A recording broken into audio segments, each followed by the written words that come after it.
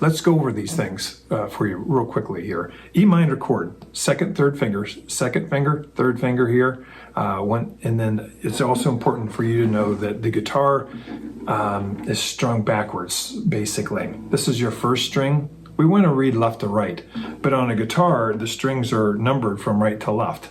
So this is your first string, this is your sixth string. Okay, so that's important for you to know and realize. So these are frets that are coming down here. This is your nut of your guitar. There's much more that I want to tell you, but this is a short video and I'm going to try to condense this. So take your middle finger, your second finger, place it on the fifth string right behind that fret.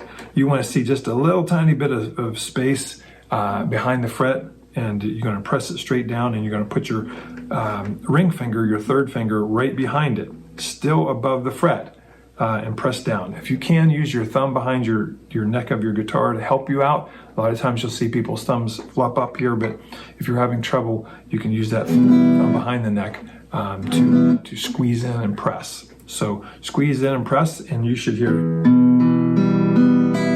nice clean notes. You hear that? All those notes are nice and clean. What I mean by that is you don't hear any clunkers like that. If you hear that kind of stuff, you got a problem. A few reasons why you might have that problem. Number one, you're pressing in the wrong place. Make sure that your finger is close to the fret as possible, that it's not way up here or it's over top of the fret. Number two, make sure that that you're pressing firmly enough, that you're squeezing down enough. You may have to squeeze a little bit tighter. And also, lastly, make sure that there's nothing in the way. There's not a lot to get in the way right now, but as you do other chords like a C chord or something like that, for instance, sometimes one finger will get in the way of that string and it will touch that string that should be ringing open, for instance.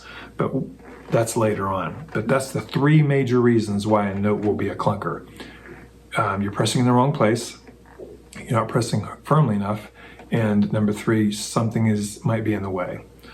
So with all that said, ring finger, middle finger and ring finger on the fifth and fourth strings, your thumb back there on the back of the neck, use your pick like this, with your thumb and first finger and the pointer coming out over top of the sound hole, strum down, and your pick is going to glide across. It's not going to go straight, it's going to go gliding across the sound hole. You have an E minor chord. Now take your first finger, your pointer finger, and put it on the third string at the first fret. Squeeze in. You want to hear this. Hear that? All the notes are nice and clean. You have an E major chord. Awesome. Now let's go back and forth between these guys. We're going to strum 4 times when what's called quarter notes. Quarter notes are, if you're tapping your foot along to music, those are quarter notes. So we're going to go nice and slow. 1, 2, 3, 4. 1, 2, 3, 4. Again, E minor, 2, 3, 4. E major, 2, 3, 4. All right, now let's look at that change from E major.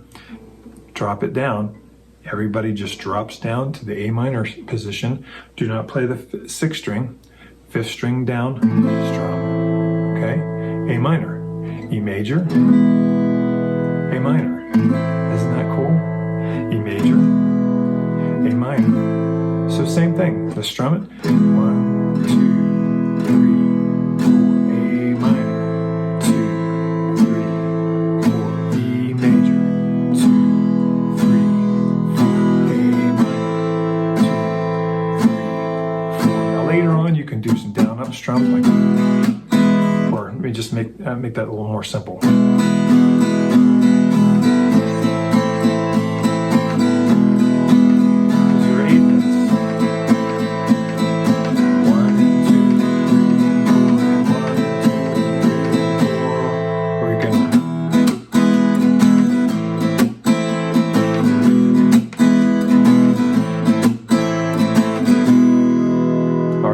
Let's go from the A minor now, and let's learn our fourth chord. We're going to go from A minor, move our third finger down, or technically up, to the fifth string at the third fret.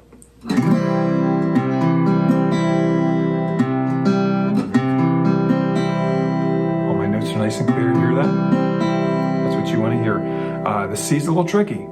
Make sure that the back of the third finger isn't in the way of that fourth string ringing out. That means you have to have that up on your tips. Your fingers need to be up on their tips, not flattened out. They need to be up on their tips.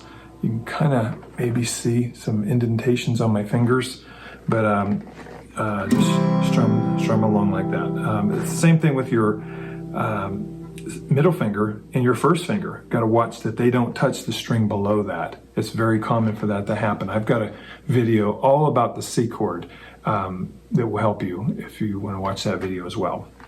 So there we go from A minor to C. 2, 3, 4, A minor, 2, 3, 4, C, 2, 3, 4. Now let's take all four of our chords that we learned in 4 minutes and go from E minor to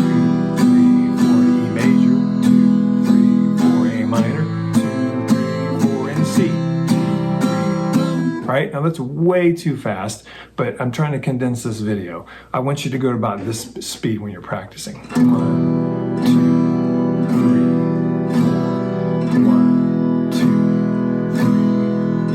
3, 4. Just keep on going. A minor, 3, 4, and C, 2, 3, 4. If you're having trouble, just keep slowing the tempo down until you're getting it without any troubles. The important thing is to keep your tempo even. Whatever you do, no matter how fast your tempo is, doesn't matter. That you play evenly does matter. You want to get used to playing in an even tempo, because later on you're going to jam along with somebody else, and if your tempo is bad, it's going to get a little ugly. So be sure that you're used to playing at an even tempo, and that helps if you tap your foot or count out loud, whatever, that sort of thing.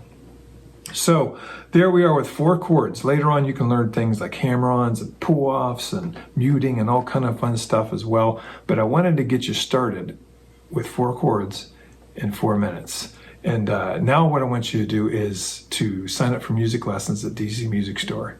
We do them online. We do them in the store. Call us at 330-385-0468 or stop by the store. I also have some other videos. I hope that you subscribe to my channel and check those out as well. But 4 chords in 4 minutes, I think you can do this, and I think that you've seen it as well. Thanks a lot. My name is Dave Byers.